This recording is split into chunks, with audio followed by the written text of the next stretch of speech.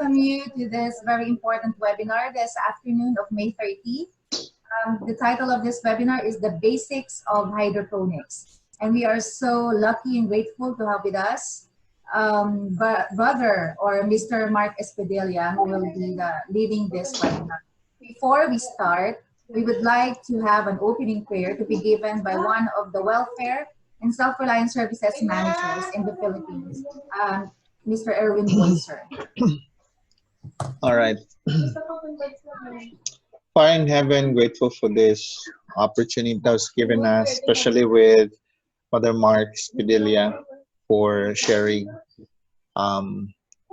his knowledge about hydroponics, and grateful for this opportunity even in quarantine, that education can still reach us through technology. Bless us as we go, that the internet will be efficient enough for anything that will be used today to reach unto us with no problems. May God bless those who have registered, that they may be able to find themselves free and available to be educated at this time. May God bless us, that as we take notes and as we answer or ask questions, that thy spirit will be upon us. We love thee, Father, and this is a prayer in the name of thy Son, Jesus Christ. Amen. Amen. Amen. Thank you so much, Brother Boyce. And now I'll just give a brief introduction about our webinar speaker for this afternoon. Mark Espadilla is a licensed agricultural engineer, adept in the design of agricultural machines and structures, irrigation system, and hydroponics, most especially. He's also a bishop in Tacloban State. So without further ado, I'd like to turn over the time to our webinar speaker. Virtual clap for Mark Espadilla. All right, thank you very much, Sister Ayo. I'm very excited. I'm not sure how to start. This will be my first webinar. And as mentioned earlier kay Sister Ayo, if you have questions, you can always ask questions sa chat box. However, yung questions ninyo will be answered later on. Tatapusin ko muna yung lecture. I'll do this as fast as I can. If you want a copy of this presentation, I can always email it to you.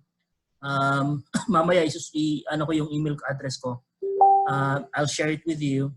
And then Sister Ayo, please help me if you can help me, kasi may mga nagte-text sa akin or nagka-question.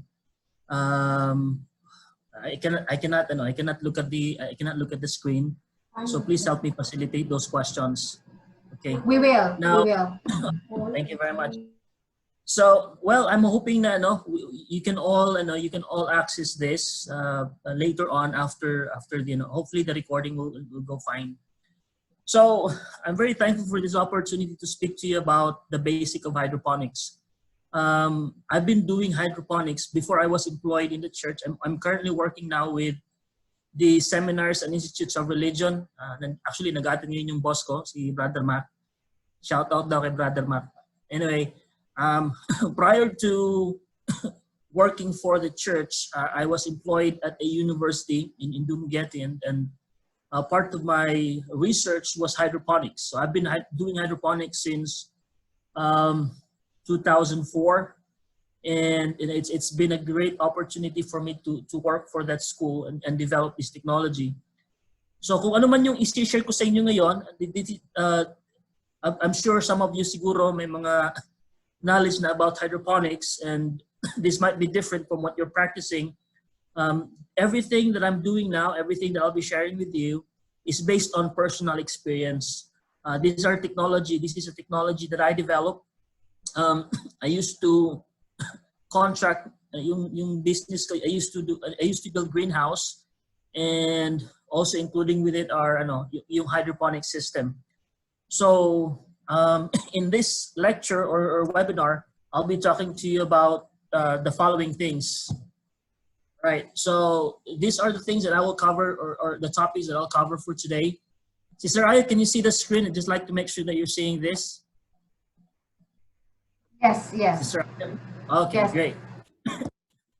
All right, so for today, I'll be covering the following topics. Yung una muna, kasi if we go immediately to the process or yung steps to hydroponics, it won't make sense to you unless you know the important principles in hydroponics. So we will be covering the following topics. Yung first natin, ano ba yung requirement, ano ba yung crop growth requirement and principles of growing hydroponics?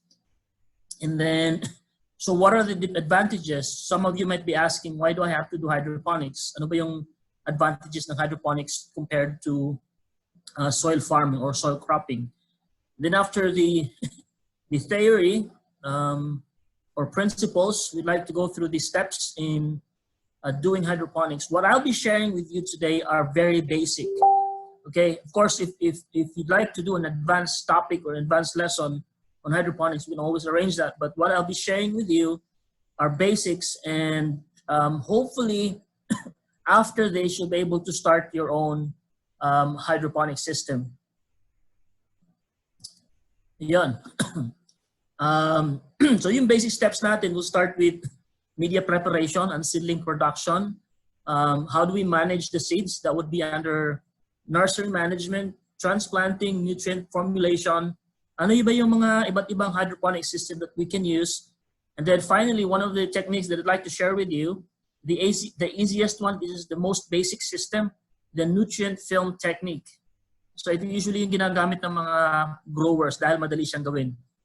And then finally, the most important one is yung cost-benefit analysis. Nilagay ko yung cost-benefit analysis sa last part to make sure that you will stay with me. Okay, you won't leave kasi yung cost-benefit analysis is the most important part. Will I be earning if I do hydroponics?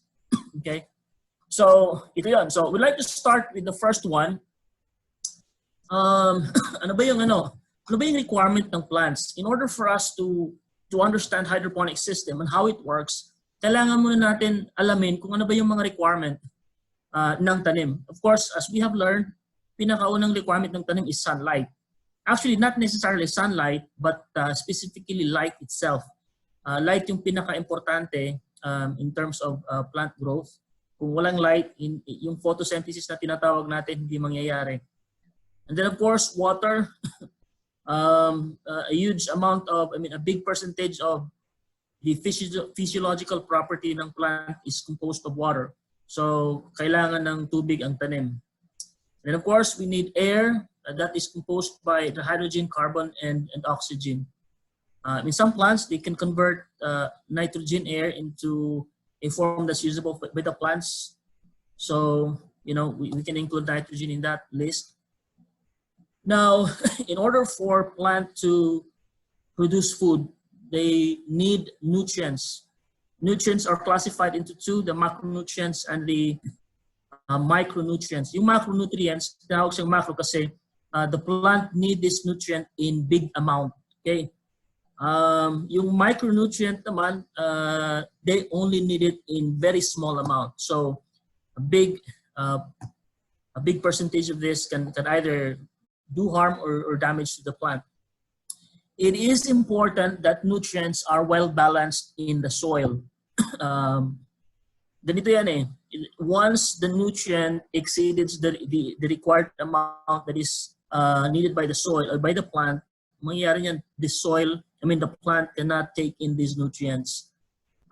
This affects the acidity of the plant or the pH, which again either affects retard or hastens the movement of ions from the soil to the plants. So yeah, so these are the basic things that a plant will need. If you provide all these things to the plants, your plant will grow very well. Lalaki yung tanim natin as long as all of these are balanced. Now, if you take one of these elements or if you take one of these factors ang mangyayari sa tanim natin, hindi siya tutubo. For example, pag ang tanim natin kulang ng sunlight or kulang ng light, it cannot provide the necessary energy for it to produce or start producing its own food or yung starch. Hindi niya kaya. Yung sunlight kasi, yung light, it gives us the, gives the energy for the photosynthesis process to occur. Now, pag ang tanim natin kulang ng sunlight, ang mangyayari niyan, tataas siya. Yung physiological result niya is the plant will try to look for light. So, ang mangyayari sa tanim natin, tataas siya. No? Yung mga tanim natin, yung pag ang tanim natin mataas, matangkad, kulang ng sunlight dyan. Kung water naman, obvious naman yung ano natin. If the plant is walang tubig na nakukuha, ang mangyayari niya yung tanim natin, it will wilt. It will reach to, may tayong tinatawag na PWP, permanent wilting point. Pag ang tanim natin umabot sa point na yan, hindi na siya makaka-recover. So ayun, of course yung air naman, kailangan talaga niya. Plants respire. In order for the roots of the plants to take in nutrient, kinakailangan siya ng hangin. Okay?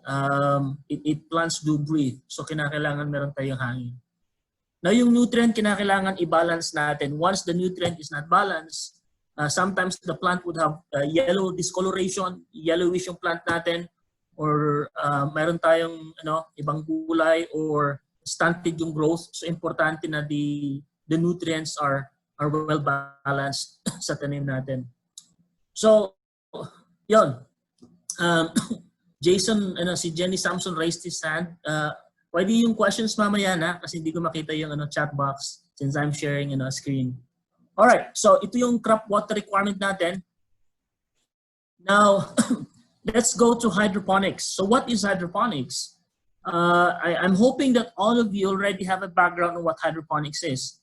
When I started hydroponics, I really have no idea what hydroponics is. That was in 2004 when I first heard about it.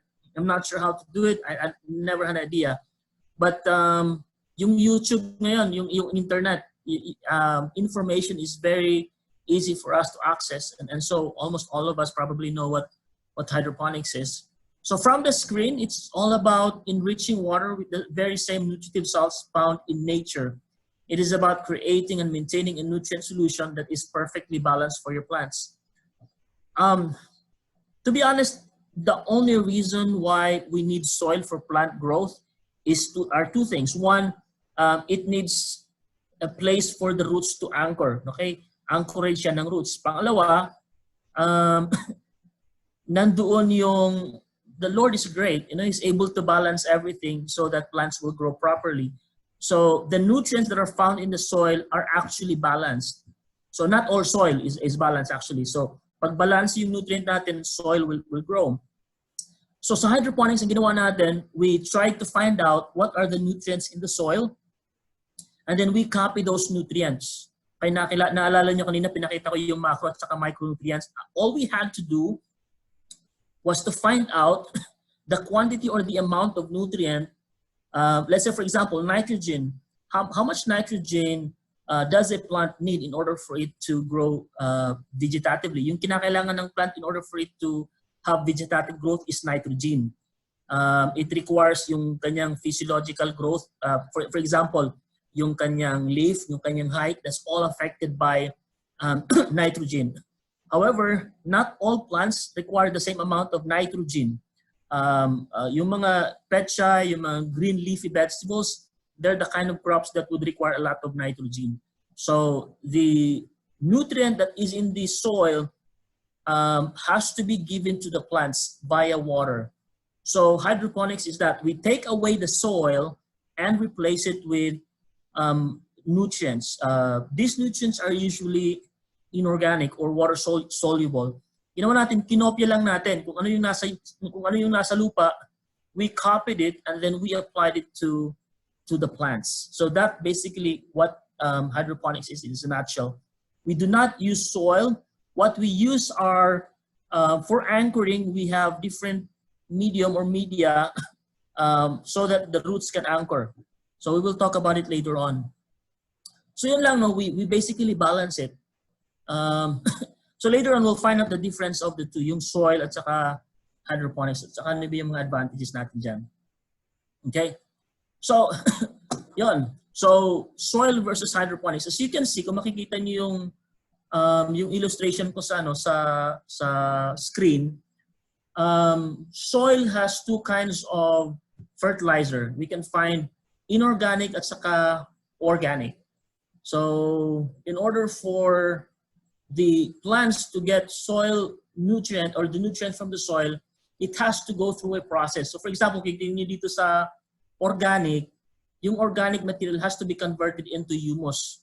So humus has to be converted again into decomposed materials, and usually ang gagawa niyan is yung fungus at saka bacteria at saka iba pang mga microorganisms that breaks it down into a form that's usable for the plants. So a good example for that is yung ammonia. Yung ammonia galing yan sa mga fecal matter or galing sa matter ng tao, in waste matter. So ammonia is converted into, and is for yung ammonia, di ba? Then it will be converted into nitrite, and then it will be converted into nitrate, and the bacteria that is responsible for converting that into nitrate is the nitrogen fixing bacteria. So it has to go through a process before it is now available for plant use. So once the roots get in contact with the converted nutrients, it will now be usable for plant growth. So meron na tayong mineral and water uptake. I mean, it happens through mineral and water uptake. Ang ginagawa ngayon ng soil, ginagawa ngayon ng bacteria is to convert all these organisms or all this organic fertilizer or inorganic fertilizer into a form that's usable for plant use. Yung mga farmers siguro, kung familiar kayo, if you apply urea is a form of fertilizer na mataas yung nitrogen. If you apply urea, usually you apply it to the soil a week before planting. Kasi once you apply it right before you transplant, hindi siya agad available for plant use. It takes about a week in order for it to be converted into a form that's usable for the plants. Yung hydroponics is different. It skips the process by which the microorganisms in the soil converts that nutrient into a form that's usable by the plant. It skips that process. Para ba yung tao, kung kumakain tayo, kinakailangan natin ng sugar or energy. So usually galing yan sa rice. Yung rice, pag kinain natin, yung starch, it will be converted into a form that's now usable by our body. So, pero we can skip the digestion process. Meron tayong mga may sakit, they don't have to ang tawag dito, they don't have to eat in order for them to survive. All they have to do is pwede silang lagyan ng dextrose or yung sa hospital, and they can live. So hydroponics is like that. Ini-inject natin sa tanim, we give the plant the nutrient, water-soluble nutrient that will be, pwede siyang gamitin right on the spot. So hindi na kinakailangan maghintay yung tanim para niya sipsipin yung nutrient. So however, it has to be balanced. We need to provide the amount of nutrient that is necessary for the plant to grow. Kinakailangan balanse siya kasi pag hindi siya balanse, it will affect the pH or the acidity of the soil. So ngayon, now in a nutshell, that's the difference between hydroponics and at saka yung soil cropping. So if you skip all this process, if you skip the conversion of the nutrients into a form that's usable for the plant, yung tanim natin is it will grow fast, and it will be, ang tawag dyan, supercharging our vegetables. So we'll see some pictures of that later on. Okay. Yung mga questions na mamaya na ha. So what are the advantages if we do hydroponics compared to the soil? So for one advantage is yung microclimate surrounding the plant body is controlled partially, fully, as per the requirement of the plant species grown during the period of the growth. So sa hydroponics, we only give what's necessary for the plant in order for it to grow. So yung growth niya is it's optimized. We give the plant the perfect case scenario in order for it to grow. Ano ba yung kinakailangan niya? Controlled siya. It's in a controlled environment. Unlike sa field crop, you have no control of what's going on around the plant. You cannot control sunlight. You cannot control the amount of rain that's falling on it. You cannot control the soil acidity or soil fertility. Wala tayong control doon eh. That's nature. We can add, we can do something about it, but we cannot give it the perfect case that it needs. So another advantage of hydroponics is that you can do a year-round cropping, which is 4 times its field counterpart.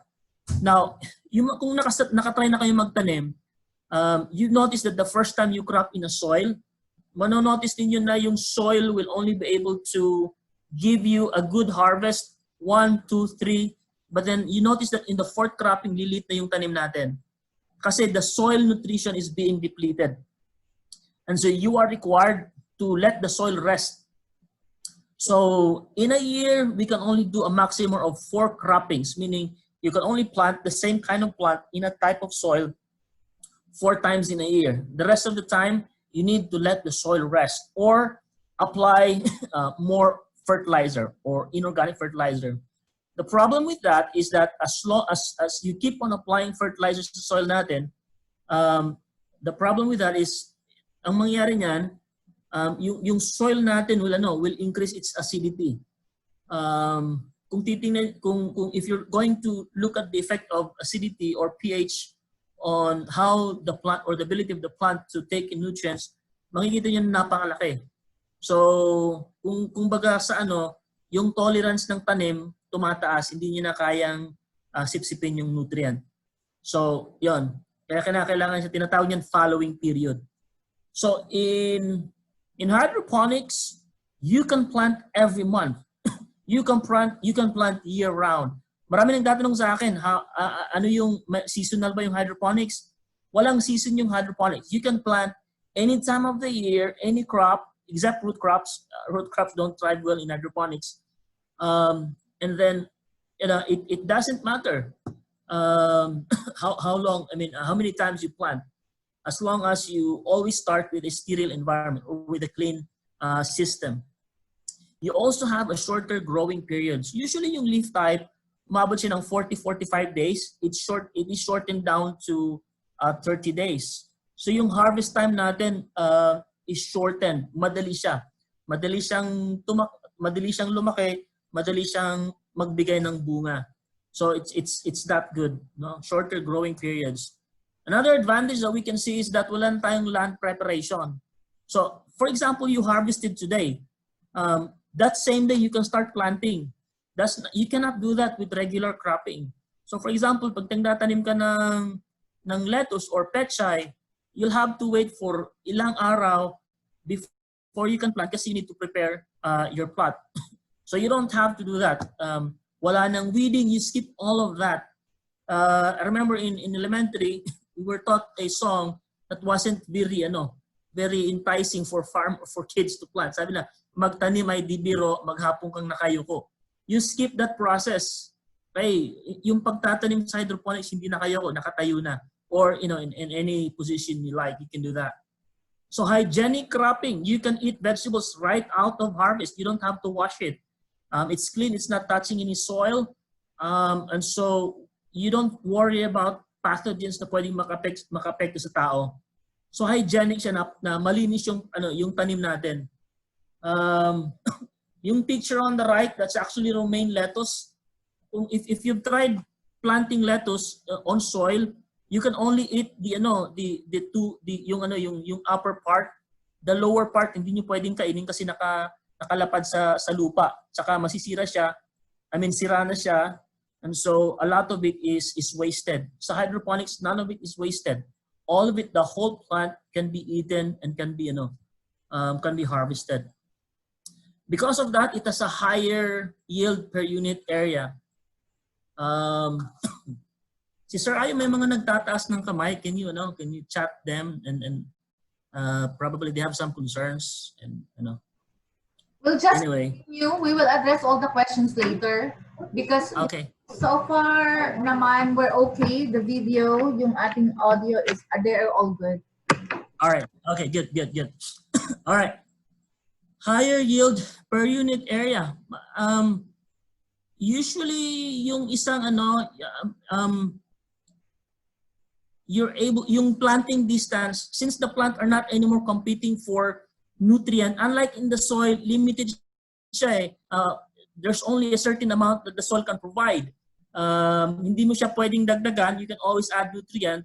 Pero sa hydroponics, the nutrient is balanced 24/7. Sa soil, nutrient depletes as time goes by. So ang nangyayari ngayon, there's what we call planting distance to ensure that the plants are not competing for nutrients. Sa hydroponics, you don't do that. If you're planting 10 to 12 inches for leaf type, sa hydroponics, you're only planting 6 inches yung distance per plant. So you increase or you double the area that you're cropping. We'll have examples later on. And yun, the nutrients that are applied to the plants are completely controlled. You can decrease, you can increase the amount of nutrient that is needed by the plant. In fact, for plant, yung mga tanim, yung kanilang amount of nutrient na ginagamit, hindi parehas. It increases as they grow older. So sa hydroponics, pwede mong gawin yan. You can only give the amount of nutrient that is needed by the plant as it increases its age or yung stage ng kanyang ng tanim niya. Not totally disease free, pero more or less disease free siya as long as you manage your system properly. Yung mga pathogens kasi nanggagaling yan sa lupa. Along with the nutrients in the soil are also bacteria and viruses that can harm plant. But since yung tanim natin wala sa lupa, you take that out. Okay? Walang yung sakit pa pupunta na lang sa sa tanim natin if you're not careful about taking care of your plants. And here's the best part. It's called hydroponics. Hydro means water, but believe it or not, hydroponics is the type of farming that has the most efficient water usage.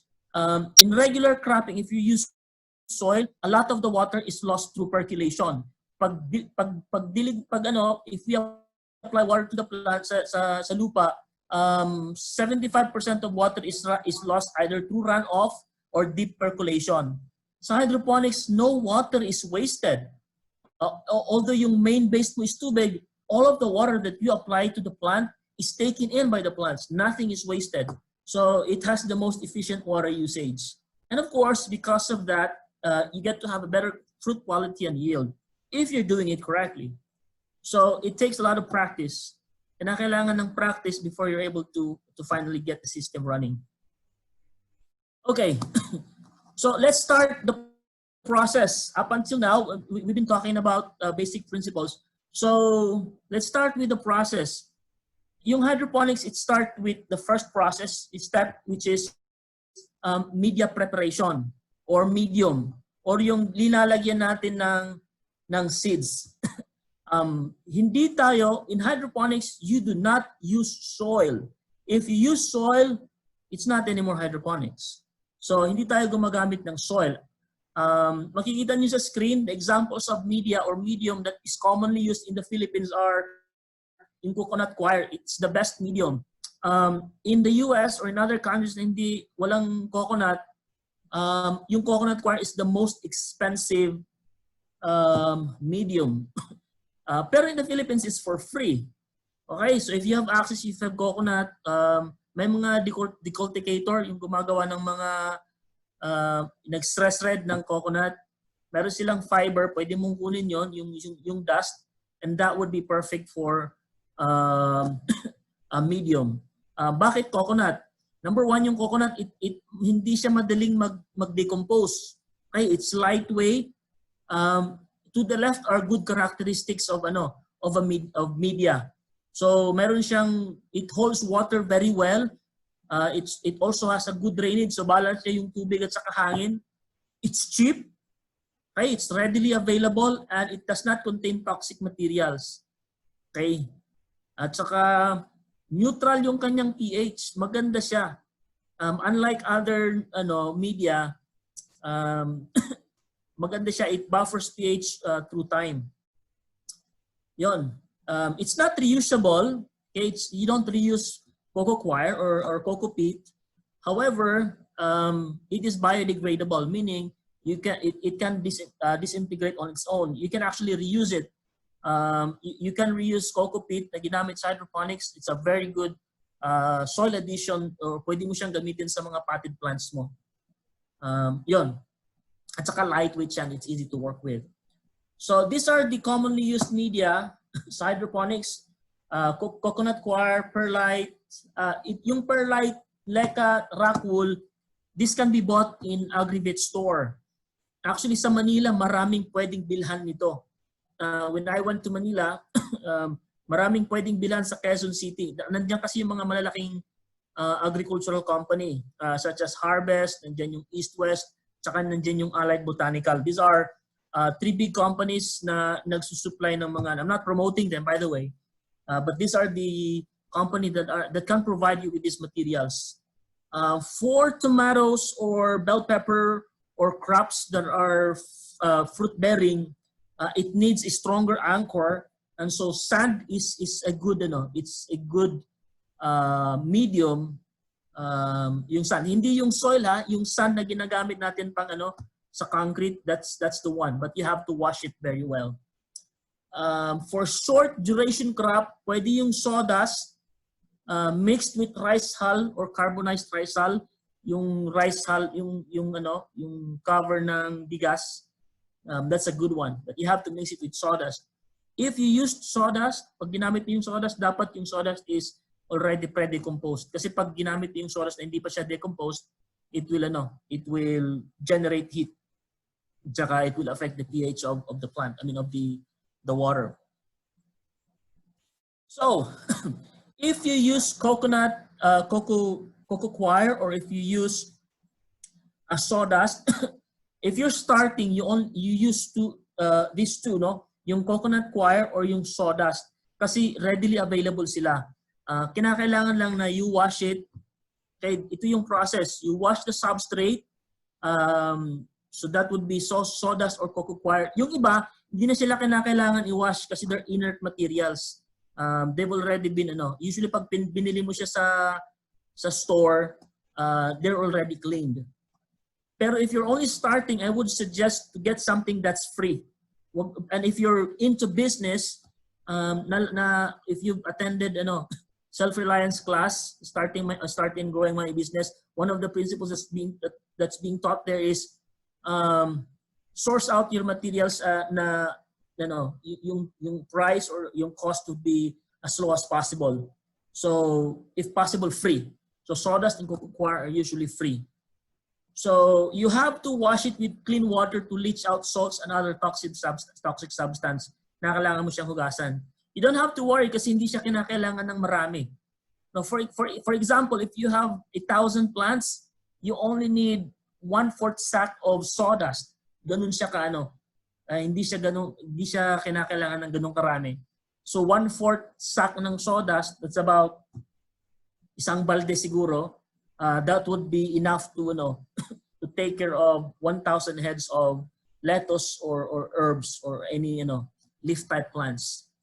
So you have to use old or pre-decomposed substrate.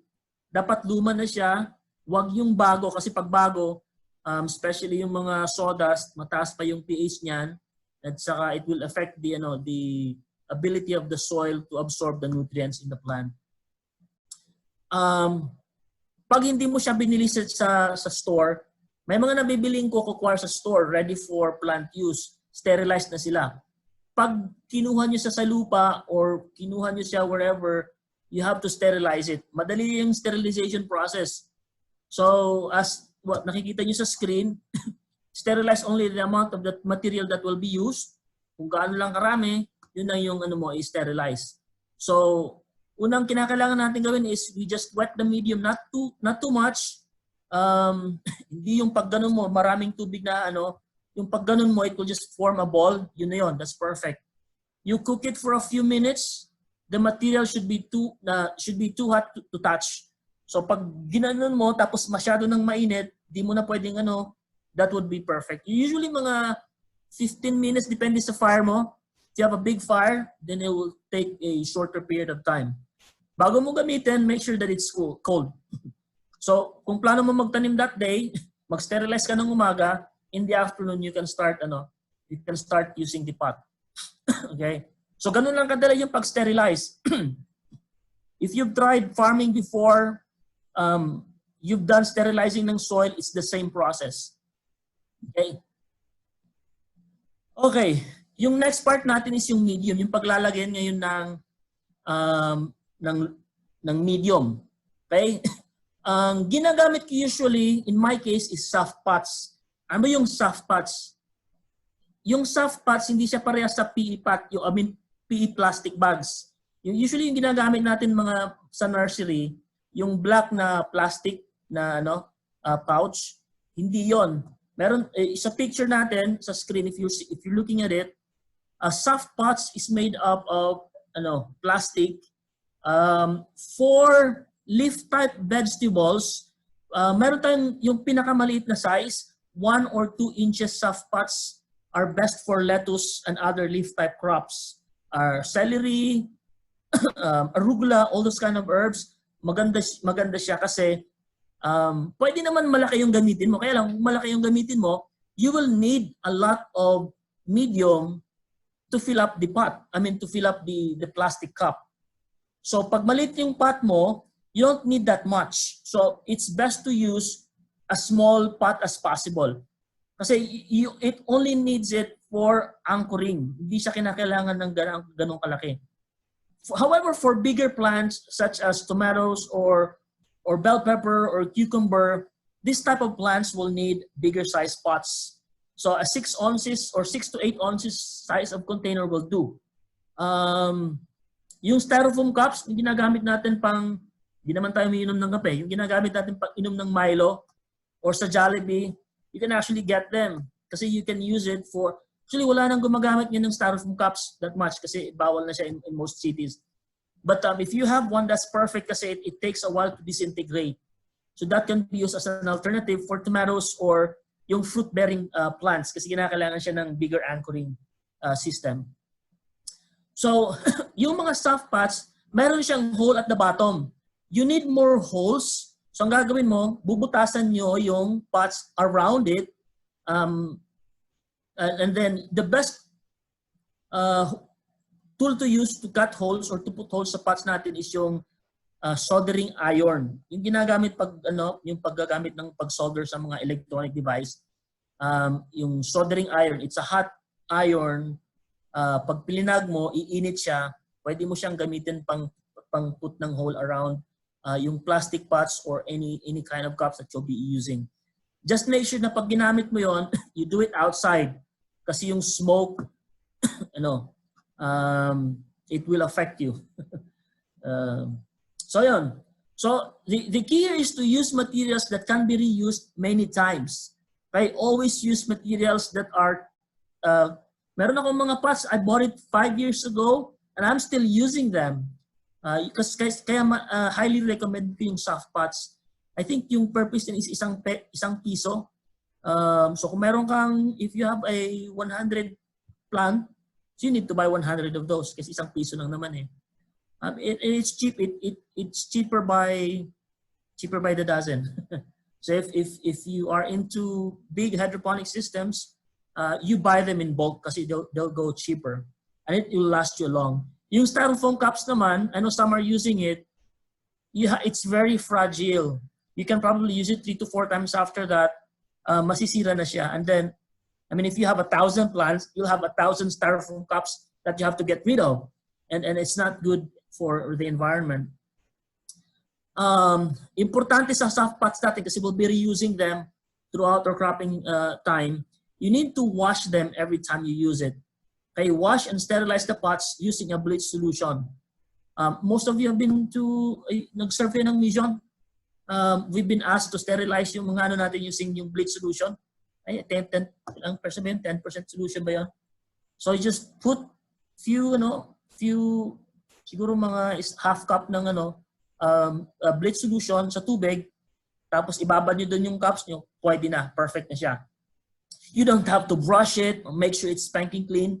You don't have to do that. Just sterilize it and that'll be perfect. Now, do not pack the pots too tight. Okay, you need to allow the roots to go around it. And also para ma-economize natin yung yung medium natin. Para hindi tayo mag-aaksaya ng medium. So yun, that's about medium or yung container ng medium natin. So again, use the smallest medium that you can. The smallest cup or pot that you can. economize the use of your medium. These pots can be bought anywhere. You can actually buy this online, Lazada or Shopee. You're not promoting them, but I'm amazed you can buy anything in Shopee or Lazada. So these are available in Lazada. Okay? So moving on, yung next natin is yung seeding. Maraming nagtatanong kanina kung ano ba yung best way of seeding the plant. So, unang-una na dapat nating alalahanin is you need to use reliable seeds. Okay? I have nothing against the government, pero pag kinuha niyo yung seed niyo sa government, there's a huge chance of that seed is not anymore viable. Kasi once the seed is exposed, yung dormancy niya nawawala. Pag hindi mo siya tinanim, nawawala siya. Pag rinipack niyo yung seed, mawawala siya. Mawawala yung viability niya. So use reliable seeds. Usually seeds that are that came from yung mga pouch, bagong bili, perfect yon. But once you open it, usually yung seeds na binibili nyo, yung isang pack, mayroon diyang pag lettuce or yung mga leaf type, mura lang siya, 75 pesos per pack. There's about more than 1,000 inside, and you're not gonna crop 1,000 at one time. So in order for you to preserve the seeds, ilagay mo siya sa bottle, plastic bottle, okay? Ilagay mo siya doon sa loob, then seal it, and then put it inside your refrigerator. It's the perfect way to do it. You can go years, and your seed will not go bad, okay? So again, the perfect way to preserve your seed is to put it inside the fridge, inside a tightly closed container. PET bottle is perfect for that. So there are also seed varieties that are good for hydroponics. Later on, we'll talk about companies or firms that are selling good viable seeds for hydroponics. We'll have examples of that later on. So how do we germinate seeds? I'd like to do pre-germination seeds, especially kung yung seed expensive. Now, there are seeds that are really expensive. For example, yung mga F1 hybrid seeds ng tomatoes or bell pepper, they can go as far as 15 pesos per piece. Isang butil ng seeds is more than 10 pesos. Sometimes they would go as far as 20 pesos per piece. So it's very expensive. Pag tinanim mo siya directly sa lupa, there's a big chance na masisira siya. So the best way to do it is to pre-germinate seeds. How do I pre-germinate seeds? What's the best practice? Well, what you see in the picture is the best practice that I've done. It's easy. You just take a tissue paper, use a wet tissue paper to pre-germinate lettuce, pepper, and tomato seeds. You don't use tissue paper for pre-germinating seeds that are big. So for example, yung ampalaya, malaking seed yan, hindi mo kinakailangan ng tissue paper. You can use towel to do that. The same principle then, you soak the towel wet with water, and then yung pre-soaked na seed, ilalagay mo doon, let it be there until it starts to break, and then you can start planting it. Sa small seeds, it's easy. Get one of those clear container, plastic container, yung mga take-out stuff ninyo. Usually marami yan sa Manila. Yung mga hindi na ginagamit na plastic, you just line it up with plastic. With tissue paper, wet the tissue paper, but hindi siya dapat flooded. Dapat yung tissue paper is just wet lang siya. And then you just put the seed there. In the first 2-3 days, you cover it with plastic in order for it to maintain yung moisture. Okay? So dapat you maintain moisture of the seeds by spraying water regularly. When you start seeding, dapat ini-spray nyo siya every now and then. Ngayon, madaling gawin yan kasi most of us are in our house or in our homes. Pag mag-seed kayo, linagay nyo siya sa tissue paper, spray nyo siya every now and then just to make sure na palagi siyang basa. If it's wet all the time, yung seed germination natin napakabilis. Okay? So once the leaf starts to come out, pag may nakita na kayong green, it's a signal that the plant needs sunlight. So pwede na natin ilagay yung seed, yung isang pack ng yung isang box ng seedling natin where it can be hit by the sun. So yon. So not too much heat kasi madali siyang mag-dry up. Kung nasa bahay kayo, just put it near a window na nakakatanggap ng araw. So after 3 to 5 days, depending on the seed viability or depending kung gaano ka bago yung seed nyo, the seedling should be ready for transplanting to the seedling plugs. Yung seedling plugs, yun yung container natin na nilagyan natin ng medium. So that would now be ready for transplanting. Pag mag-transplant tayo, madali na siyang tanggalin. Kasi since yung tissue paper, madali siyang mag-disintegrate eh. So once you pull out the plant carefully, yung seeds, yung roots natin hindi siya damaged. Okay? So, and then you can transplant it slowly onto the soft pots. If you want to skip that process, let's say you have like 10,000 plants. Okay, I used to, yung business ko dati kasi nag-train ako, I build greenhouse, I train people. There are some companies that would plant 10,000 lettuce in a month. 10,000 is a lot. So if you think about it, 10,000 transplanting one by one, tatanda ka. So I would only suggest or advise doing this for very expensive seeds, such as tomato or bell pepper. They're really expensive. Hindi siya kapareha sa mga tinatanim lang natin sa lupa. So yung mga beefsteak tomatoes, cherry tomatoes, mahal sila. So you can do this. But if you're just planting leaf type, you can do direct seeding. Pwede mo siyang i-drop down one per pot. That would be, So if this is done, plant extra plants to cover up those seeds that will not germinate. So may mga tanim dyan, o may mga seeds na hindi mag-germinate, so you just plant extra. So that's the beauty of it. Now, sa mga expensive seeds, you don't want to plant extra kasi sayang siya. Okay? So, ayan. So tapos na tayo sa seeding. It's really easy. You just have to make sure that you maintain moisture. If you plan to go away for a couple of days, wag muna kayong mag-seeding kasi once the seeds dry up, it will not be able to recover quickly. Mababansot yung tanim nyo. Okay? Kung nag-alaga na kayo ng baboy, pag yung baboy nyo at the early stage nagkasakit, mababansot na yan. Hindi na niya mamimit yung maximum, yung optimum growth niya. So, take care of the plant while it's just a seedling.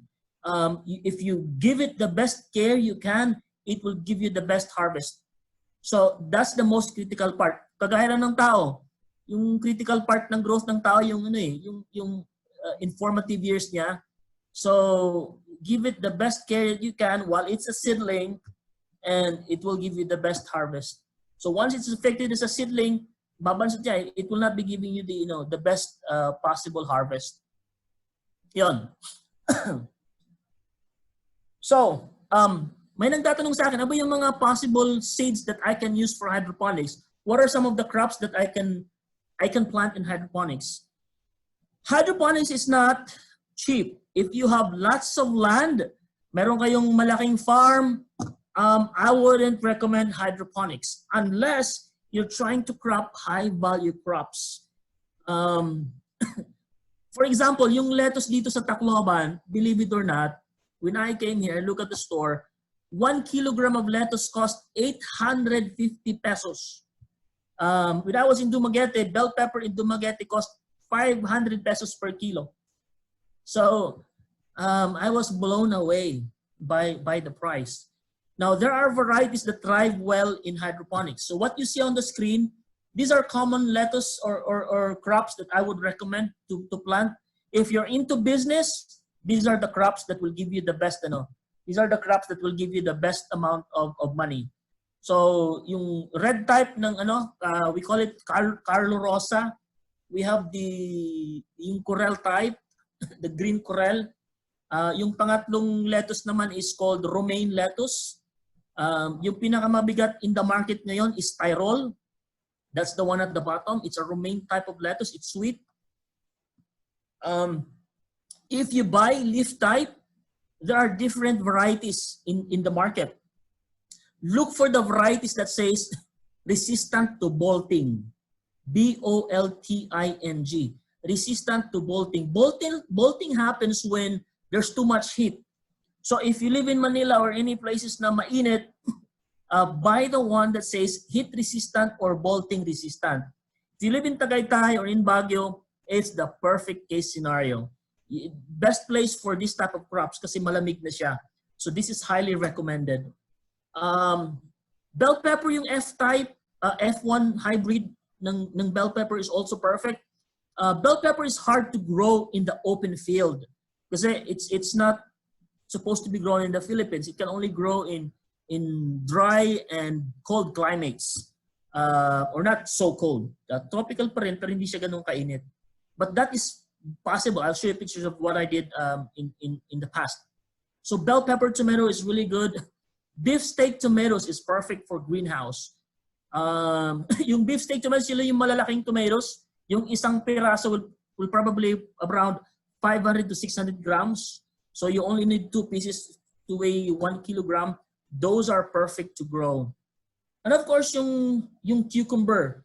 Wag lang yung regular na cucumber. There are cucumber na pang high-end. They're the best to grow in hydroponics. Okay, you can grow any type of plants, any type of seeds in hydroponics. It's possible, but I would suggest that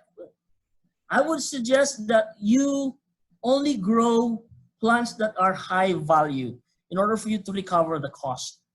Okay, so ayun, we'll talk about that in the financial aspect later on. Okay, so once you start the seed, I mentioned kanina earlier that you need to take care of your seed.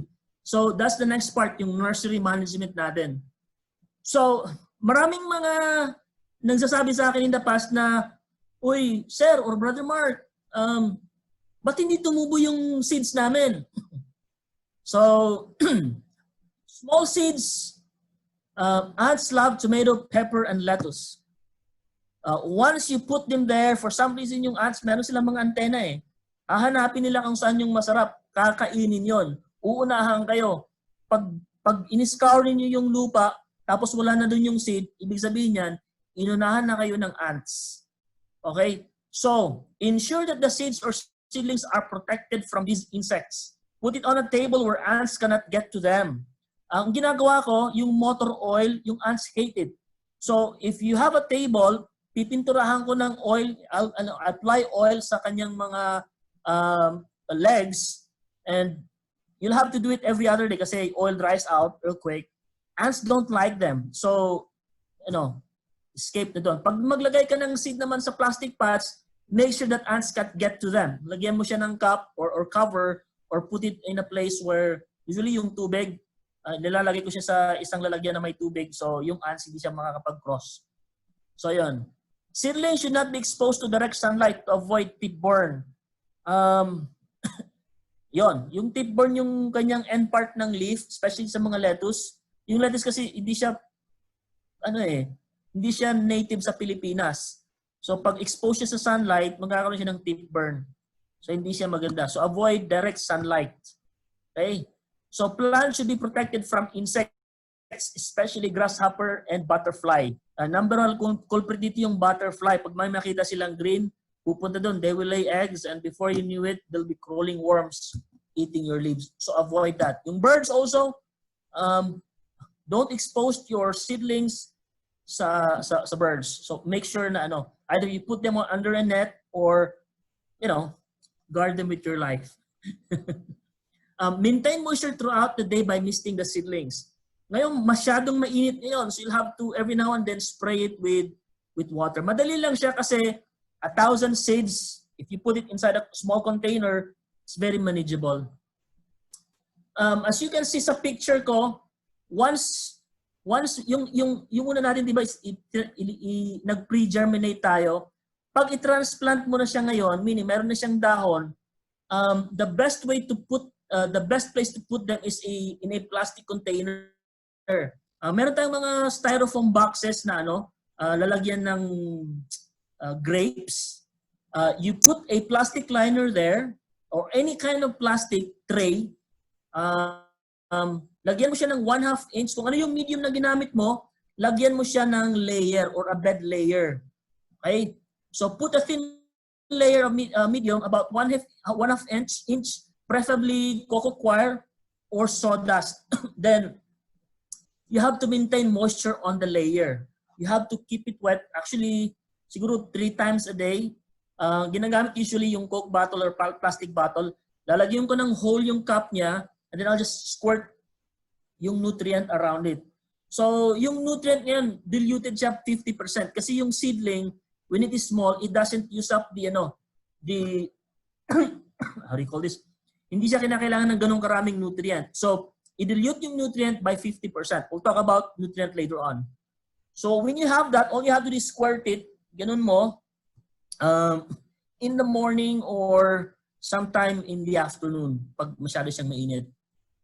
So, after, in this condition, tatanong ko yun, why do you have to put a layer of wire at the bottom?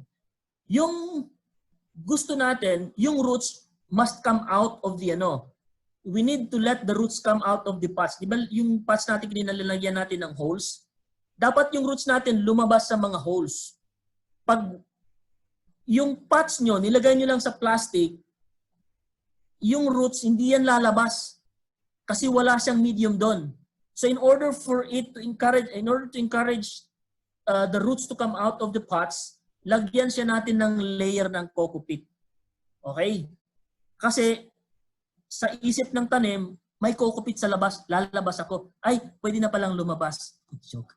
So paglabas ng roots natin, okay na siya. So bago mo i-transplant, after 10 to 14 days sa tray, any kind of tray as long as it can hold the bedding nilagyan natin, tsaka yung yung tanim. Yung ginagamit ko usually yung styrofoam boxes ng grapes. Lalagyan ko siya ng plastic liner kasi meron siyang holes. Ayun. So once we pull it out, madali lang siya. Igano lang natin, we just shake it a little bit para yung mga dumikit na sawdust or kukukwire matanggal. So ready na siya for transplanting into the system, which we'll talk about later on. Okay, good. So 10 to 14 days lang. Now, meron akong technique. Let's say may nakasalang na ako na tanim. I-harvest ko na siya 2 weeks from now. Before umabot yung 2 weeks, magtatanim na ako. Magsiseeding na ako. Para when I harvest 2 weeks after, yung siniding ko na bago is now ready for transplanting. So wala akong gap. Okay? So before harvesting, meron na akong nakasalang. So ready na siya for transplanting. So kung nag-harvest ako ng umaga, nilinis ko siya, pagkahapon pwede na akong mag-transplant. The best way to transplant is late in the afternoon para hindi siya masyado masyak yung tanim natin. Okay? Yon. I'm sure you have lots of questions, but we'll answer them later on. Yon, let's go on to the next part, transplanting. So this is one of the projects I did. This one I did this in Bohol. This is a 2-week-old lettuce. So transplant siya. These are 2-inch spikes. So for lettuce, yung mga leaf-type vegetables, herbs, arugula, kinchay, petchay, you can use for an NFT system. Ang tawag nito is nutrient film technique. I'll show some schematics later on. So pag meron na siyang 2 hanggang 3 dahon, that's about 10 to 14 days, depende kung paano mo inilagay yung seedling mo, you can now transplant it. So you have to be careful not to set trays or seedling plants with plants on non-sterile surfaces such as the floor, as they may introduce disease such as pithium. Ito yung #1 disease ng hydroponics, yung pithium. Yung pithium, pag in-erase mo yung roots mo, kasi yung roots nakalabas yan sa pots Okay? It's immersed in water. Meron siyang slimy bacteria yan. So it prevents nutrient from getting in. So it can happen if you're not careful with your hygiene. Pag nilagay mo siya anywhere, it can affect the growth of your plant. So be careful not to damage plant roots during transplanting. Such damage predisposes the plant to disease infection. So wag natin sugatan yung yung lettuce. It sounds hard, it sounds complicated, pero it's really not that complicated. Right? I have found out that the best people to work on hydroponics are women. Nothing against us guys. Pero yung mga guys, yung mga kami natin, mabibigat Pero most of the hydroponics workers that I've trained in the past were women. They are very good. They have delicate hands and yung TLC nasa kanila naturally. Okay? So, yun. So, transplant 10 to 14 days. Again, the technique is 10 or 14 days before, you have already started your next batch of seeds. Para pagtanggal mo doon, salang ulit. Yan. Alright. Ito na yan, yung madugo. Nutrient formulation. Okay. If you're a chemist, all you need to do is this. Okay, tingnan niyo yung screen. These are for lettuce and other leaf type for crops. Yung fruit-bearing crops will require different amounts of nutrients. So these are the nutrients: calcium, phosphorus, iron, zinc, etc. And yung ppm, the parts per million, we're not going to discuss that. It'll take forever for us to do that. It's just the same with percent. We said that 100 per million siya. Yung percent per 100 yan eh. So use the best grade, highly soluble fertilizers of highest purity available. You'll be amazed by what Lazada can offer you or Shopee. Tried searching for the nutrients that I usually use, and they're available in Shopee or Lazada. And you can shop for a cheaper price also. So the optimum pH for lettuce is between 5.5 and 5.8. Okay, so we'll not talk about that. I shortcut the process. So sabi nyo, hindi naman kami chemist eh. Saan namin kukunin yung molybdenum or yung copper or nitrate or potassium? Saan namin kukunin yan? I shortened the process. Now, by showing this, I'm not promoting a certain company. I've been doing this for a long time. And by far, this is the cheapest compound that is found in the market. Okay. This is it. So, this is the soul and heart of hydroponics. Okay. Now, brothers and sisters, I used to get paid to share this, but I'm doing this for free. So I hope you take note of this. Please feel free to share this with anybody that you'd like to share it with. This is, you cannot get this from YouTube or anywhere else. Everybody would post a price on this, but this is for free. So, but these are the compounds that are locally available. Now, there are better nutrients available, but you need to have a permit to buy them. Okay? Kasi yung nutrient na ginagamit paggawa ng hydroponics solution are also used for making bombs. For example, yung potassium nitrate, okay, that's a high-grade nutrient, but however, we can't use that kasi you need to secure necessary permits. But these are nutrients that do not require necessary permits. With the exemption of calcium nitrate, you can buy them, but you cannot ship them through plane. So you can buy them online, but it'll take a while for it to arrive kasi hindi siya pwedeng i-ship kasi, I don't know, it's because of the word nitrate. But really, it's not flammable. So, ano yun? Sa table, kung titingnan ninyo, yung number one, there are 3 solutions. Okay, yung first one is Peter's Bloom. Yung mga mahilig dyan sa bulaklak, alam nyo na to. Peter's Bloom, it's a, you can buy them in Lazada actually. Try nyo yung search Peter's Bloom, you can buy them in Lazada. Pero you can, yung direct seller ng Peter's Bloom is Allied Botanical. If you're from Quezon City, Allied Botanical is just at the back of Aurora Chapel. Napakadaling bilhin nito. Actually, dyan sa Aurora Chapel, sa likod niyan, malapit lang dyan yung ano eh, paglabas mo, sakay ka lang ng pedicab, tricycle, sabihin mo, dalhin mo ako sa Allied Botanical, and all of these are available there. Or you can buy them anywhere. Okay? So, calcium nitrate, you have to use the high grade. May mga calcium nitrate na mumurahin, it's coated with a lot of wax. Huwag mong gamitin yon. You'll know by the price. Pag cheaper siya, that means it's low grade. Yung good price would be around 60 pesos. Some would sell it at 100 pesos, but I wouldn't buy that. It's too expensive.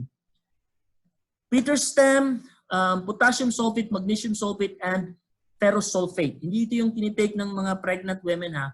Ferrous sulfate is a form that's used for, hanapin niyo yung fertilizer grade. So, yung unang ano dito, not sure if you can see the cursor here, yung first formulation, this is for 100 liter. So, pag magtitimpla kayo ng worth 100 liter ng nutrient, ito yung formulation natin. So, you'll need 28 grams of Peter's Bloom to mix it with 100 liters of water. Calcium nitrate 101, 101 grams, medyo marami siya kasi macronutrient siya. And then yung trace elements natin, bitter stem, potassium sulfate, magnesium sulfate, ferrous sulfate. So these are the weight that is required for 100 liter. Familiar kayo siguro sa big drum, yung blue na drum, that's 200 liters. So kung hindi gaano malaki yung tanim nyo or hindi gaano marami yung tanim nyo, pag magtimpla kayo ng nutrient, only use half the drum. Okay? Pero kung malaki yung tanim nyo and you'd like to, wala siya expiration ha, walang expiration yung nutrient.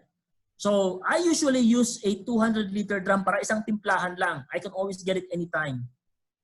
So ito yon, 56 grams for a 200 liter drum of bitters bloom. Calcium nitrate naman 200.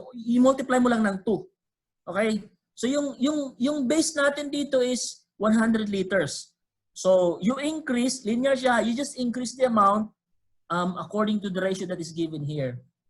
Now, price per kilogram, kung bibili kayo, I've checked the price ngayon.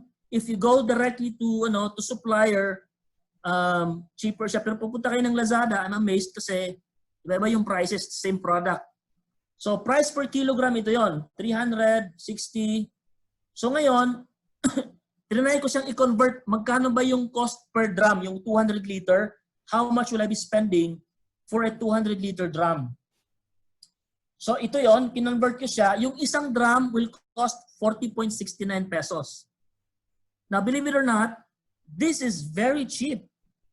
Considering that other company will sell the nutrient, yung isang mix nila, meron silang A and B, inahalo nila, yung isa nun, that's about 350 to 400 pesos. Isang drum lang yon. So actually, 100 liter drum yon. So yung 200 liter na drum will cost you about 800 pesos. So imagine the price discrepancy.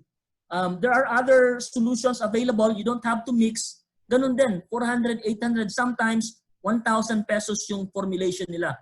But since you know the formulation, since you know the raw materials, you just have to get the raw materials and mix it yourself. Napakadali. I've been doing this for a while and I've computed na yung 1,000 na tanim, meron kayong 1,000 heads of plants, it will require you about 6 to 10 drums, depende kung mainit or hindi. Pag summer, nasa 10, 11 drums yan. Pero pag hindi mainit, it's always, hindi siya, let's say it's December, you will only need 6 drums. Ganun lang. In its whole crop duration. So that pegs the nutrient cost per plant approximately at 25 to 50 centavos. So kung kukwentahin nyo, ang kailangan nyo lang sa isang tanim is 25 to 50 centavos per plant. So siya, it's very affordable and efficient in terms of economics. So how do we mix the nutrient? Now, you need to follow the correct sequence. So, una natin gawin, nakita nyo yung blue drum, that's 200 liters. Punuin nyo yung drum, that's 200 liters. Pag puno na siya, meron kang 3 balde. Yung 3 balde, lagyan mo ng kalahating tubig. Kumuha ka sa drum. Okay? So, pinakita ko dyan, 1, 2, 3. Yung unang drum, ihalo mo yung Peter's Bloom. Okay? 9:45:15 yung kanyang rating. Ihalo mo siya dyan. Mix it thoroughly. Make sure na wala na siyang sediments. Make sure na it's now a pure mixture. Wala kang makikitang sediments at the bottom. Ang kulay niyan is blue. Okay? Pagkatapos mong i-mix, pagkatapos mong i-stir, okay na siya, pour it into the blue drum, i-mix mo ulit. Okay? Pangalawa niyan is calcium nitrate. Isunod mo. Hindi mo pwedeng unahin yung calcium nitrate. You need to follow the sequence. Yung calcium nitrate, mahirap, medyo matagal siya. It will probably take you about 10 to 15 minutes to stir it, depending on the quality of the calcium nitrate that you buy. By the way, yung calcium nitrate, hygroscopic pala yan. If you leave it open in the field, ang mangyayari niyan, it will absorb moisture, matutunaw siya. So pag bumili kayo ng calcium nitrate, pag binuksan nyo, make sure you put it in a sealed container. Parang sugar or salt, ang tawag dyan, hygroscopic, pag madali siyang mag-absorb ng moisture. Ganun din, you mix it thoroughly. Pag wala na siyang sediment, ilagay mo siya. Okay? Then yung tatlong remaining compounds, yung Peter steam, maliit lang siya, 1 gram lang siya eh. Trace element siya. Potassium sulfate, magnesium sulfate, at saka ferrous sulfate, pwede niyo siyang paghaluin. Kasi kung mapapansin niyo, yung base niya sulfate. So yung chemical, it will not create any reaction from each other. Make sure that it's thoroughly dissolved in the water before you pour it into the tub. Okay? So, then every time you pour it on, you have to mix it thoroughly. Pag hindi siya gaanong na-mix or na-dissolve ng mabuti, yung calcium will react with sulfate. Ang tawag dyan calcium sulfate. Okay? Mag-create siya ng salt, mayroon siyang mga white sediment. Ang calcium sulfate is not available or hindi, yung calcium will not be anymore available for your plant. Pag inuna mo yung sulfate, pag nilagay mong calcium, magre-react siya. So it has to be done in that sequence. Ayun. So ganun lang siya kadali. So once you put the drum of the water back, babalik ulit siya sa 200 liter. So ganun lang kasimple. Do not mix or dissolve the nutrient directly into the drum. Dapat mo muna siyang tunawin bago siya ilagay. Okay? If you don't do that, it will react with the other nutrients, specifically yung sulfate, and that will affect your the quality of your nutrient. Yan. Next, ito na ngayon. You use that nutrient, i-dilute mo siya 50% to apply it into your seedlings. Pag nilagay niyo na sa pipes, dapat full concentration na. So this is one of the projects that I did. This can accommodate 1,500 plants in a system.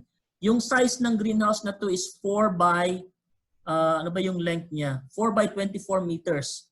So this can accommodate 1,500 plants in one setting. So as you can see in the picture, 1 week, 2 weeks, 3 weeks, on the 4th week, it's now ready for harvest.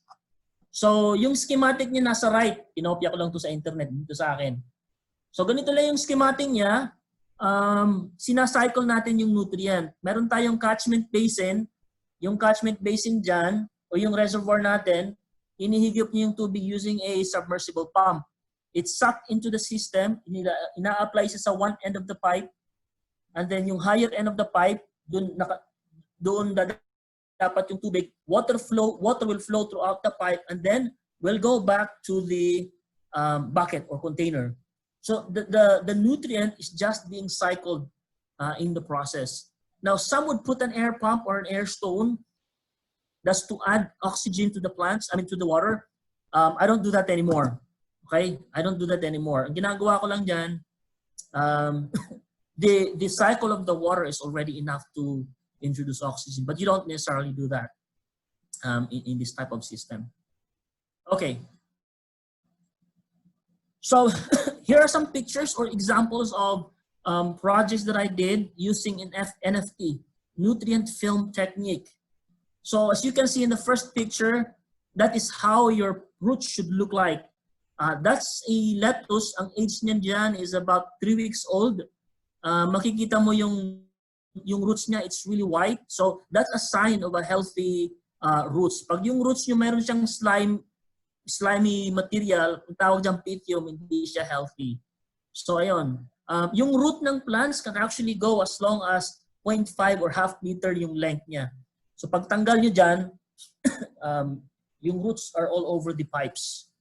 Yon. So on the right side, I'm using a bigger pipe. It's a 4-inch pipe for bell pepper. I'm using a bell pepper. I planted bell pepper in this system, and I used a 4-inch pipe for this film technique. Makikita nyo rito, nandito yung yung box na to sa ilalim. Dito yung nutrient.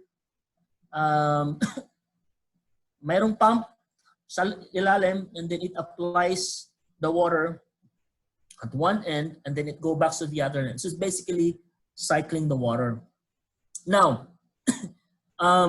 things to consider. Yung first 2 weeks ng tanim mo, hindi siya gaanong sisip-sip ng tubig. Depende sa weather. Only use the amount of water, i-estimate nyo yung kakailangan nilang ng tanim. So ang technique dyan, once yung level ng water is maliit na, diyan ka pa mag-a-add. Okay? Diyan ka pa mag-a-add. Usually, you don't replace the water. Let's say, gumamit ka ng 1 gram. Mayroon kang, by my estimate, yung 1,000 na tanim, for the first 3 weeks or 2 weeks, kinakailangan lang niya ng 2 gram. On its 3rd week, kinakailangan mo na mag-refill every week. On its 4th week, kinakailangan mo mag-refill every 2 days. Kasi mauubos siya. Huwag kang magre-refill na ang tubig hindi pa siya mababa. Kasi it will affect the balance. Mag-refill ka lang kung wala na siyang konti na lang yung tubig. So dapat mong bantayan. Again, by practice, you don't refill in the first 2 weeks kasi yung tanim hindi pa siya gaanong lumalaki. Okay? Ayan. Yun. So these are different samples of systems that I used. Yung first, ito yung floating raft system. Yung floating raft is basically a big box, okay? A big container. You line it with plastic. Ilagay mo dun yung tubig. Yung you use a styrofoam board. Lagyan mo siya ng hole. Ilagay mo yung mga pots doon. Ilapag mo siya sa ibabaw ng tubig. That will tsaka you add water or you add the nutrients as time goes on. So this is a very efficient system in terms of use of area. Kaya lang, medyo mahal siya in terms of making the container. I tried using this and it really requires a lot of money kasi gagawa ka ng fiberglass na box. Di pwede yung wood kasi wood would disintegrate. May ibang system na gumagamit ng UP actually introduced the use of styrofoam boxes, but I don't usually use this kasi meron siyang opening sa sides and ang problema nito yung mga lamok, dadami talaga. Pupunta doon yung lamok and it will breed. And then if you have 1,000 plants, imagine how many boxes you'll have to refill it every day or every other day. Yung sinasabi nila na ilalagay ka lang doon, it will be there for until it's harvested. Di yun totoo kasi yung plants will start to use up, then you'll have to refill. So you'll have to refill every other day. And so imagine you have 100 boxes, you'll have to do that every day. So I don't usually do this. I use this for small scale plantation. So I also used buckets.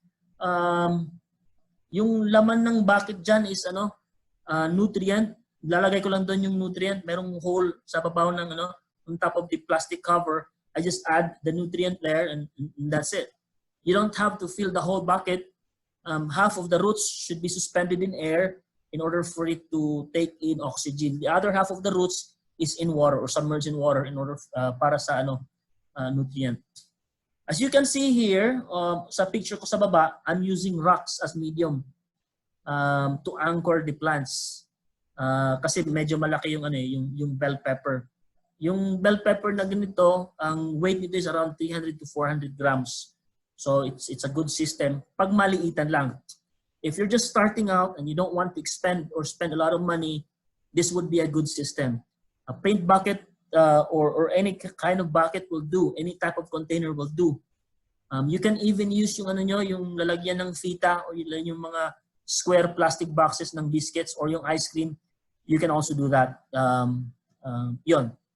Ang technique lang dyan is dalawa, yung hole para sa tanim, tsaka yung hole para sa where you can add the nutrients regularly. Ayan. So these are the systems that you can use. Marami pang system. But my most recommended system is yung NFT. This is a coir block system. This is a bit complicated, but this is very good for long duration crops. So yung tomatoes or bell pepper that would usually take 6 months, 7 months before you start I would use this. But I won't be discussing the system. But this is a good system for long duration crops. Yun. So, paano mag-construct ng ng nutrient film technique? So I created this. If you want a detailed instruction on how to make this, you can email me and I'll give you the But we won't have enough time to discuss how to do this. But if you want to start a project, like after this, bukas kasi Sunday. On Monday, I'd like to start a hydroponics project. I would 100% recommend this. Tinignan ko sa system, there are ready-made system that's half of this. It costs like 5,000 pesos or 8,000 pesos. But this system will only cost you about 2,000 pesos if you'd like to start your own project.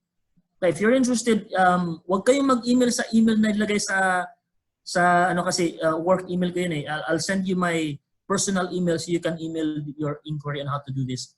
So this is a good project. The materials that we'll use is just a 2-inch PVC pipe, yung sanitary pipe, you can use that. Pero gusto mo makasigurado at saka meron kang extra money, you can use the 3-inch pipe. That's also good. Kasi pag 3-inch pipe ka, you can crop or you can plant bigger plants. All you have to do is drill holes, yung length ng pipe, using a hole saw. Kung hindi nyo alam yung hole saw, i-google nyo lang. Nilalagay sa drill. Usually use a hole saw that's enough to yung as big as your, kung gaano ko yung kalaki yung patch nyo, dapat ganun din dapat mag-fit doon yung patch kasi yun yung magiging yung control, yung length, diameter ng hole. So all you have to do is drill holes in the pipes as shown in the figure. Yung distance is about 15.3 centimeter. That's about 6 inches. Yung distance ng drilling ng holes on the pipe is 6 inches. Okay? So, drill holes on the pipe are shown in the figure. Now, pag layout nyo ng pipe, dapat yung holes nyo in between, across the pipe should be alternate. Hindi siya, yung holes nyo hindi dapat magkatabi. Ay dapat siya alternate. Ang purpose dyan is para mas malaki yung growing area ng plant natin. Okay? So, yung distance ng layout ng pipe is 7 inches. Okay? Now, this is only for leaf type. For tomatoes or bell pepper, you'll need a bigger distance tsaka sa holes tsaka yung distance ng pipes. We won't be discussing that kasi we won't have enough time. So, ito muna yung lettuce. As a startup project, you start this. So, again, PVC pipes, drill a hole 2 inches at saka usually in this project, I use a 250 cm or 2.5 meters ng pipe. Or you can use the whole length. Yung whole length kasi is 3 meters. You want to use the whole length, 3 meters, that's good. Ginamit ko lang yung 2.5 kasi yung pinutol niya, I can use it as my legs. Bahala na kayo kung paano nyo i-construct. So this system will give you about 750 heads of plants. So dapat yung pipes natin naka-slope. Kasi kung titingnan natin sa picture, yung nutrient from the tub will be pushed all the way to the top of the pipe. Tapos yung tubig naman ngayon, it will now flow or run through the whole length of the pipe and then it'll go back to the tub. So dapat meron siyang slope. Okay? Now, in this system, usually I would use the smallest available pump. Yung pump ng aquarium nyo, yung 900 pesos something, yung pinakamaliit nun, yun yung gamitin nyo. 10 to 15 watts, that will do. Now, the lower the wattage, the better. Okay? Kung may tanong kayo, kasi we won't have enough time to discuss to you how this will be done. I'll come up with a good plan, a good drawing, and a good instruction para maintindihan nyo kung paano gawin so you can do this at home. It'll take you about 1 day to create this system. All right? So this is the nutrient film technique. Ang dimension niya is 250 cm by 72 cm. So hindi siya gaano kalaki. So kung meron kayong lugar sa garahe nyo or sa rooftop nyo, this would be a perfect place to build. But then again, kung wala kayong pera, Just find a container, lagyan nyo ng hole sa top, lagyan nyo dun yung tanim. Just make sure na yung roots are already growing up so that it can start, it can still suck in water from the container. So, last part, the cost-benefit analysis. Maraming mga business-minded dyan that would like to start this project. If you have the money, or I don't know, if you have any means, you can start with a 1,000 head plant system. Marami tayo ngayong mga mga balikbayan or people who'd like nawala ng trabaho, would like to start up something. This would be a good project. Total cost ng system depende sa materials na cost ng materials sa area nyo.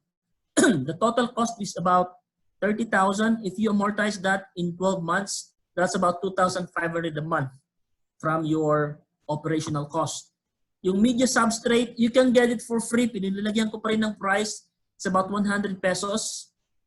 Nutrient and seeds for 1,000 plant, it will cost you 500 pesos only. So that cheap. Utilities, you'll only be operating an average of 30 minutes a day just to check the water level or turn on the pump. So my estimate for utility for the whole month, it's only 300 pesos. Okay? Or you can do it for yourself. I mean, you can do it yourself para wala ka ng bayaran. But still, dapat mo rin i-account yun. I'm sorry, I'm talking about yung labor natin is 1,000. Tsaka yung utilities, yun yung tubig at saka electricity. Kinompute ko to using a 10 to 15 watt na pump at saka yung amount of water, nasa 300 pesos lang yung cost natin. May nalimutan ako. Hindi pwedeng gamitin yung hard water para sa nutrient sa system natin. Yung hard water, yung tubig galing sa sa deep well, hindi siya maganda kasi meron na siyang mga dissolved nutrient that will affect the pH of our water. Yung tap water pwede yan, yung galing sa nawasa pwede yan, or perfect natin yung rainwater. So kung may makukolekta kayong rainwater, perfect siyang gamitin para wala na kayong gastos. So inestimate ko siya, yung 6 to 8 heads, if you get a good harvest, that will give you 1 kilogram. The total weight for 1,000 plant is about 125 kilos, or more or less. Sometimes, kung malalaki yung variety na ginagamit nyo, it will only need 5 heads to get 1 kilogram. Yung cost per kilogram, 200 pesos, that's really cheap. I mean, when my wife, kasi my wife we did a business on this before. Actually, nasisira pala yung greenhouse namin nung bagyo, and di na yung wife ko, di na siya nakabalik ng pagtanim. So, 200 pesos, actually, we were selling it at 350 pesos per kilo. We were still beating the price in the market kasi the price in the market at the time was about 500 to 600 pesos depending on the variety. So, yung lettuce namin dito nanggagaling pa sa Baguio and other places, the quality is far better and the price is way better, so people were buying it. So ayun, so that's the cost. I mean, that's the income. Estimated income natin for this size of greenhouse is 20,600 pesos. You only need an area of ilan ba yung area kailangan dito? 4 meters by 4 by 24 meters. That's all you need. 4 by 24 meter that will already give you this amount of net income during the during your cropping period. So that's the cost and benefit analysis if you'd like to go into business. Yun. So this is what we did when we went to Tacloban. Walang magawa yung asawa ko. Yung area namin, yung garage namin, yung garahe namin, concrete siya, wala siyang lupa. So ang ginawa ko, I built her a greenhouse during one of the Christmas vacations. I had enough time to build a greenhouse. Gawa ko ng greenhouse, yung area namin is only 3.5 by 8 meters. Enough lang para yung sasakyan. So meron pa lang kaming extra parking space. So ginawa ko siyang greenhouse. And this was giving us 8,000 pesos a month. And that was our house rent. And so this greenhouse was paying our house rent until the typhoon came. So I got tired of putting it back. So ito yung ginawa niya. She would wrap it nicely, put a tag, and it was selling really well. Pinopost lang niya sa Facebook, and then they would buy it at that much. I mean, at that price. So it's a good business venture kung wala kayong magawa sa bahay. It's wala kayong space para magtanim ng soil type. All right. So this is how the greenhouse would look like if you're planting a 1,500 plant. It has to be put under a plastic dahil hindi siya pwedeng i-expose sa ulan kasi once it's exposed in rain, madidelete yung nutrient natin, so hindi siya maganda. So this is at 1,500 plant per cropping per month. So imagine if you have 4 greenhouses, kung meron kang 4 niyan, that's 1 cropping a week, 4 croppings a month, 48 croppings a year. So with a very small amount of area, meron kang 100 square meter ng lot, you can do 4 croppings in a year. 48 croppings in a year. That's, you're harvesting lettuce every week. And so you compare that with soil, you can only do 3 to 4 croppings a year. Of course, with a far better quality. So it's a really good system. All right, so lastly, this is my son. He's my helper in building our greenhouse. Kaya lang nasira siya ng bagyo. I didn't have time to put it back.